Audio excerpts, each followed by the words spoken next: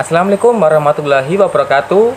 Perkenalkan, nama saya Rizky Agustian Trihananto, NIM 22PMM102, kelas PCKR 3E. Di sini saya akan membahas mengenai pentingnya pendidikan kesehatan diajarkan di sekolah. Baik. Pentingnya pendidikan kesehatan diajarkan di sekolah. Ada 4 poin penting yang akan kita bahas. Yang pertama yaitu pengertiannya. Yang kedua, pentingnya pendidikan kesehatan diajarkan di sekolah. Yang ketiga, aplikasi pelaksanaan pendidikan kesehatan di sekolah. Dan yang terakhir, kesimpulan.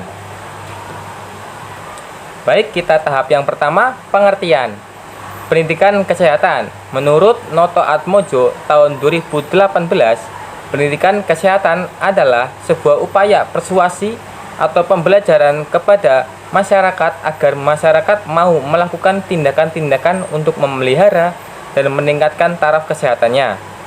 Pendidikan kesehatan adalah upaya yang diberikan berupa bimbingan atau tuntunan kepada peserta didik tentang kesehatan yang meliputi seluruh aspek kesehatan pribadi, fisik, mental, dan sosial, agar kepribadiannya dapat tumbuh dan berkembang dengan baik melalui kegiatan kurikuler dan ekstrakurikuler. Yang kedua, pentingnya pendidikan kesehatan diajarkan di sekolah. Pentingnya pendidikan kesehatan diajarkan di sekolah ialah para peserta didik bisa menerapkan perilaku hidup bersih dan sehat di sekolah. Selain itu, mereka juga diharapkan memiliki keterampilan dalam melaksanakan hal yang berkaitan dengan pemeliharaan, pertolongan, dan perawatan kesehatan. Yang ketiga, aplikasi pelaksanaan pendidikan kesehatan di sekolah. Yang pertama yaitu pendidikan dan literasi gizi. Dengan terpenuhnya asupan gizi bagi peserta didik, pembelajaran yang ditangkap oleh para peserta didik akan lebih maksimal. Maka dari itu, pendidikan dan literasi gizi dilakukan sebagai upaya untuk mengubah sikap dan perilaku untuk mendukung pemenuhan gizi seimbang pada peserta didik. Dalam penelitian gizi, peserta didik diedukasi mengenai menu makanan yang sehat dan bergizi cukup. Sarapan bersama juga bisa dilakukan dengan membawa bekal bergizi dan seimbang. Untuk literasi gizi, guru dapat menugaskan kepada peserta didik agar membaca tulisan seputar edukasi gizi yang dilaksanakan seminggu sekali. Lalu adapun 15 menit pada jam literasi di sekolah. Selain membaca, siswa juga dapat berdiskusi dengan guru, membuat proyek bertema gizi atau role play di kelas.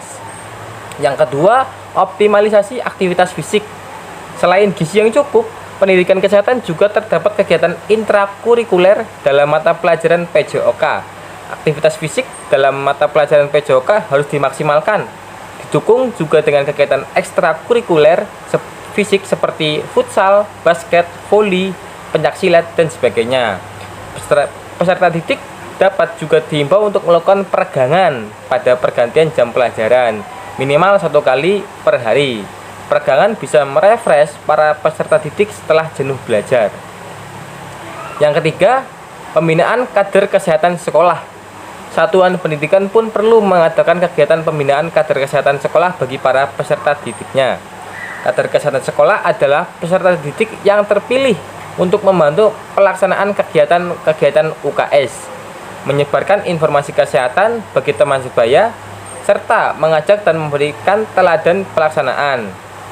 Lalu, idealnya setiap kelas memiliki satu kader kesehatan agar penyebarannya merata. Pembinaan kader-kader kesehatan ini menjadi bagian dari kegiatan ekstrakurikuler yang bisa meningkatkan pengetahuan didik terkait bidang kesehatan. Itulah tadi dari beberapa pendidikan kesehatan di sekolah yang penting untuk diketahui dan diaplikasikan. Apalagi di masa pandemi ini, kesehatan dan kebersihan adalah hal yang menjadi fokus utama agar pembelajaran bisa berjalan dengan aman dan nyaman.